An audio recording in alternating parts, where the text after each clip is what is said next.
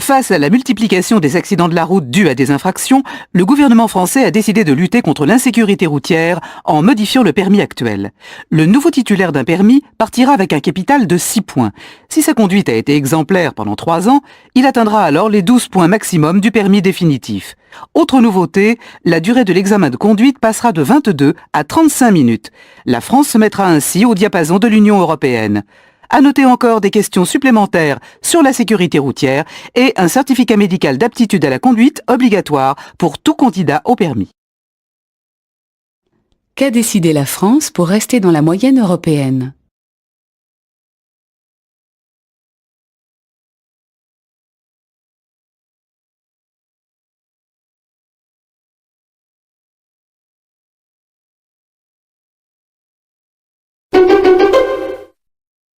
Pour l'instant, je travaille à temps complet dans une pharmacie, mais je souhaite changer mes horaires, être plus disponible pour m'occuper de mes enfants. J'ai demandé à mon employeur un poste à temps partiel. Quels sont vos conseils ? Ce genre de modification rend obligatoire la rédaction d'un nouveau contrat de travail. Faites bien attention aux éléments suivants. Dans votre cas, un temps partiel annualisé, votre employeur doit bien préciser la durée annuelle du travail, la répartition des périodes travaillées et non travaillées. Enfin, vérifiez la répartition du salaire sur l'année car vous risquez d'avoir de grands écarts selon les mois.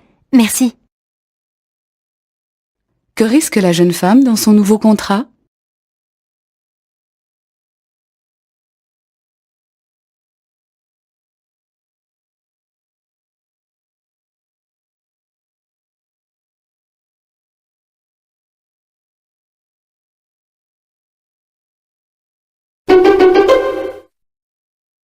Le président de la République s'est engagé samedi 8 juin à Tokyo à agir activement pour qu'aboutissent les discussions en vue d'un accord économique entre le Japon et l'Union européenne et n'a pas ménagé ses efforts pour renforcer la relation franco-japonaise.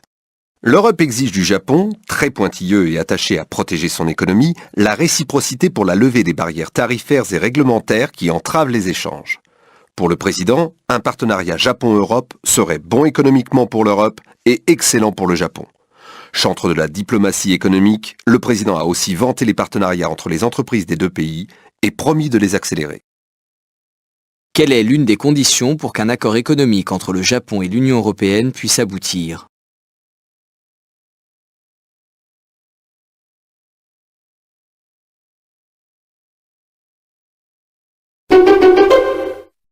Monique Goyens, bonjour. Bonjour. Vous êtes directrice générale du Bureau européen des unions de consommateurs. Très concrètement, que doit changer cette nouvelle réglementation ?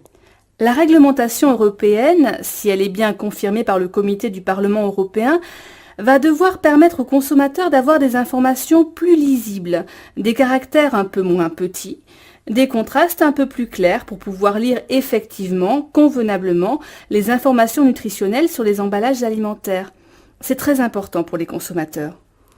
Donc, il n'y aura pas forcément plus d'informations, mais des informations plus claires et plus compréhensibles par tout le monde. C'est ça, car le consommateur n'a pas toujours beaucoup de temps quand il fait ses courses, donc il faut que les informations dont il a besoin pour s'alimenter de manière saine puissent être facilement accessibles et décodables par lui.